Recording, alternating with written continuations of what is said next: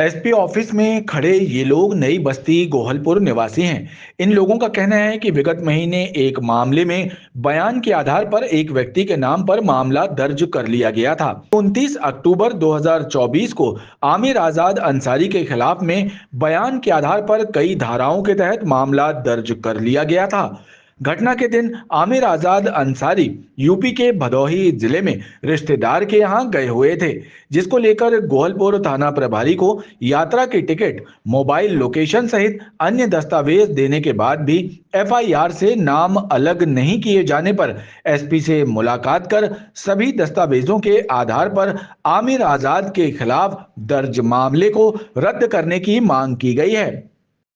आज SP office आए हैं हम लोग 5वीं बार, और बड़ा ही हास्यास्पद लगता है ये कि एक छोटी सी बात जो नई बस्ती गाजी मस्जिद में मीटर के बिल जमा करने को लेकर के हुई थी, जिसको वहाँ जो लोगों ने अपराध किया है, जिन लोगों ने हम लोगों के साथ एक पक्ष के साथ मारपीट की है, उन लोगों को थाना प्रभारी गोहलपुर द्वारा बचाया जा रहा है, एक पक्षीय लाभ दिया जा रहा है और हम पीड़ित पक्षों के साथ अन्याय किया जा रहा है।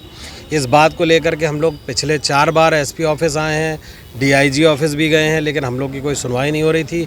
आज हम लोग पर्सनल एसपी साहब से मिले हैं और एसपी साहब को ये सारी चीज़ें बताई है कि थाना प्रभारी द्वारा और वहाँ जो एसआई हैं कुशवाहा जी, ये लोग हम लोग को भ्रमित करते हैं और हर बार अभी इन्वेस्टिगेशन कंप्लीट हुए तकरीबन 20 से 22 दिन हो गए हैं और चालान पेश नहीं कर रहे हैं।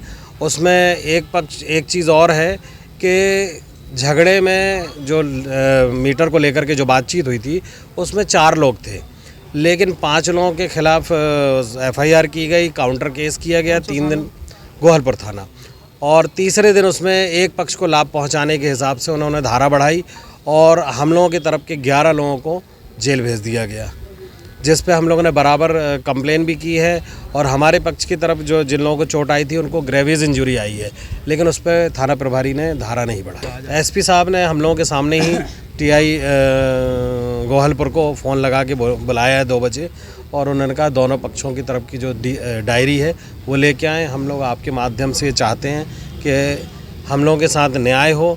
अभी भी हमारे 7 लोग जेल में हैं, उसमें से एक 68 वर्षीय बुजुर्ग जो ढंग से चल भी नहीं पाते, उनको भी दोषी बनाया गया है और उनको मारपीट में बताया गया कि शामिल थे। और एक सबसे हास्यास्पद बात यह है कि थाना प्रभारी ने किसी तरह की कोई जांच नहीं की। अब एक पक्ष को लाभ वो क्यों पहुंचा रही हैं, मनमानी कर रही हैं, जबकि उसमें एक व्यक्ति 29 तारीख को जिला भदोही उत्तर प्रदेश गया हुआ था। एफआईआर में उसका नाम है और उस नाम को काटने के लिए हम लोगों ने पूरे आवेदन दिए हैं। टीआई से हम लोगों ने मुलाकात भी की है और एसआई महोदय को हर चीज़ से अवगत कराया है। अभी कुछ समय पहले हम लोगों ने बयान भी कराए हैं उनकी पत्नी के, उनके परिवार के। और जो व्यक्ति आमिर आज़ाद अंसारी भदोही में था उस डेट में, 29 तारीख को वो उत्तर प्रदेश में था, और ये लड़ाई जो है झगड़ा 30 तारीख को हुआ था। तो एसआई ने आमिर के बयान भी ले लिए और ये कहा कि आपका नाम अलग हो जाएगा, और जब से लेकर के आज 20 दिन हो गए हम लोग को भ्रमित किया जा रहा है, गुमराह किया जा रहा है और मनमानी की जा रही है। तो एसपी साहब ने हम लोग को आश्वासन दिया है कि इस पर निष्पक्ष कार्रवाई होगी, और हम तो ये चाहते हैं ये जो एफआईआर हम लोग के विरुद्ध हुई है इसको शून्य किया जाए, क्योंकि इसको में जांच नहीं हुई है। क्योंकि जब एक व्यक्ति वहाँ था ही नहीं, आपने एफआईआर दर्ज किस बिना पे कर ली? आपने बिना जांच के काम किया है।